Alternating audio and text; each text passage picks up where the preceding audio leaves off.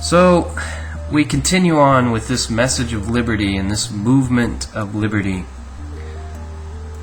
And as I was meditating on liberty, I was reading this document, and I came across a little excerpt from this document that I do read occasionally. It's always good to take a look at it every once in a while. I don't think I'm going to tell you what this document is. I'm just going to read from it. And remember, this is Conspiracy Fact Daily. But this document is very controversial. The fact is, I am reading from this document, and it is an actual document, but it may or may not actually be true, and maybe somebody else wrote it. But listen to what it has to say about liberty.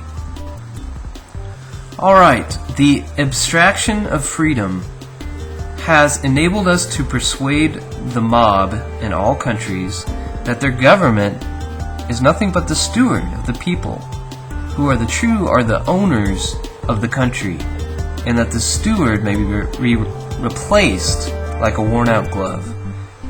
That's kind of the message. It is this possibility of replacing the representatives of the people which is placed at our disposal and, as it were, given us the power of appointment. So essentially, what this is saying, that we were kind of allowed this experiment in liberty, in freedom, and it was kind of dangled in front of our face, but then they hijacked it and took over because they are the ones who actually control the power of the appointment. It's not a true republic. It's not freedom. It isn't liberty. So, that document was written about, over 100 years ago. And that's just one little snippet from the document. But the important thing is, regardless of who wrote it, somebody 100 years ago understood that freedom and liberty is really the key to success and happiness and basically a successful society, a thriving people, somebody who cannot be ruled, somebody who cannot be controlled. So when they hijacked our republic and essentially them as puppet masters just place whoever they want, because there isn't any true republic, they have destroyed freedom and liberty. And that is one of the themes of this particular document. Now, it's proposed that this document was written by the folks that control the economy, control the Fed, control the media, control our governments, and essentially are bringing about this one world system, this new world order, the globalists, let's call them. Now, this particular document is associated with a specific conspiracy theory, we'll call it, of who these people are.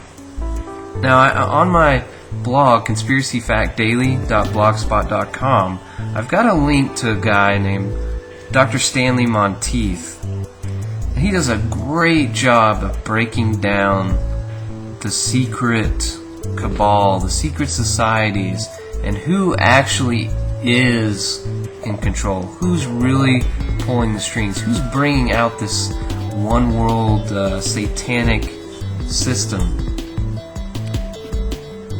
And this is it's just a fantastic lecture. It's like 2.5 hours.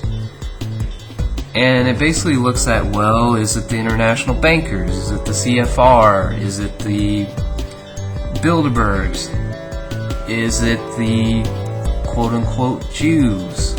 So This particular document that I just read from was written 100 years ago, and it's very accurate to what the globalists are doing now.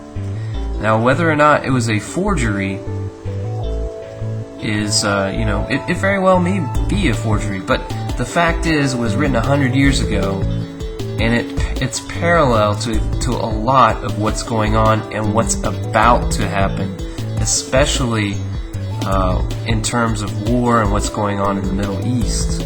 So, what the heck. That was from the infamous, scandalous Protocols of the Elders of Zion. The reason I read that is because it was written a long time ago, and it's very telling of what's going on now.